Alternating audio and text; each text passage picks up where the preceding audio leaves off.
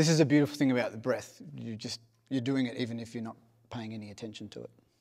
So even if you haven't done breath work, you've already worked with the breath, and it may sound like a play on words, but it's actually really true. Because the breath is, or respiration, is one of the only functions of our body that is automatic, but can also be controlled.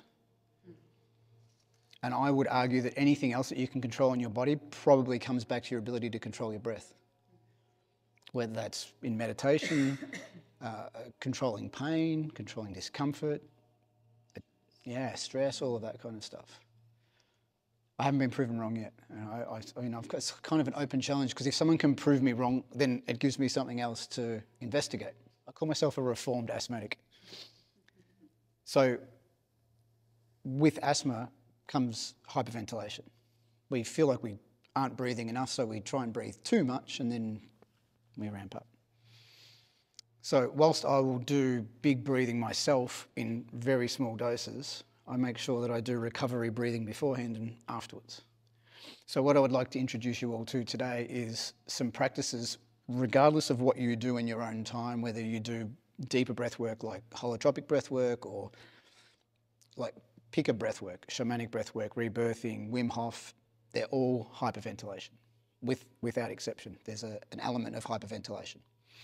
And we can get into the nitty-gritty if you want to, but most people will fall asleep because it does get very technical. Effectively, what happens is you put your biochemistry out of balance. And then the oxygen's not circulating in your blood well enough, so certain things start to happen.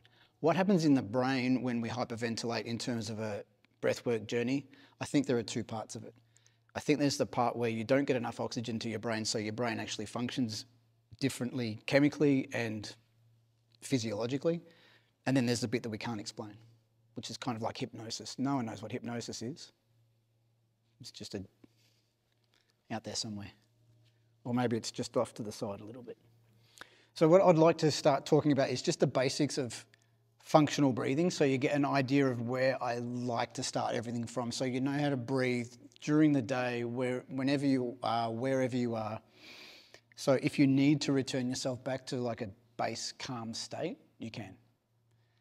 So we will talk through a couple of, I promise we'll get through this really quickly and there won't be a test at the end. We'll just talk through some really basic things, then we'll do some practice to prove so you can prove what your body does when you breathe in certain ways, and then you can just lie down and just gently breathe into a journey. But what I would like to show you beforehand is how you can prepare your body physiologically, biochemically and biomechanically before you go into a journey, because you will have the choice as to how big you will breathe in this event. It'll be up to you. I might make some recommendations, but it's going to be completely up to you. And then how to recover that balance afterwards. And so that's also useful if you have to run for a bus or run for a taxi or whatever it is, and then you've got to recover your breath and you don't want to be... because that feels like you're breathing a lot, but you actually keep yourself out of breath for a long time. With breath work, you move your body into your sympathetic nervous system. You put a controlled amount of stress on your body, and then you flip it back the other way and you get to relax. Do you know if you breathe through your nose or your mouth most of the time? It's not a trick question. I'm asking you individually. Do you know? So it slows the air down 2 to 3 times when it comes in, so you don't have as much turbulence coming in.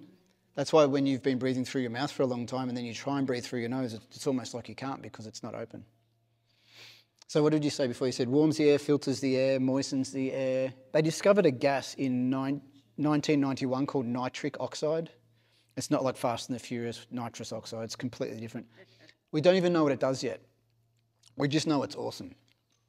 We don't know where it's created, but the theory, the working theory at the moment is it's from the up in the sinuses. And the only way you can get it is by breathing through your nose. And it works as a vasodilator and a bronchodilator. So it opens up your airways. So if you breathe through your nose, it opens up your nose. But it also helps you circulate the blood around your body. Just fascinating. And you can increase it by humming through your nose. Honestly, what you could do, if you want to keep your mouth shut during the day, and if you only wanted to do it for half an hour, is just get paper tape and just put it over your lips. And you have to breathe through your nose in. but you're awake, so you can always just go, no, I need an emergency.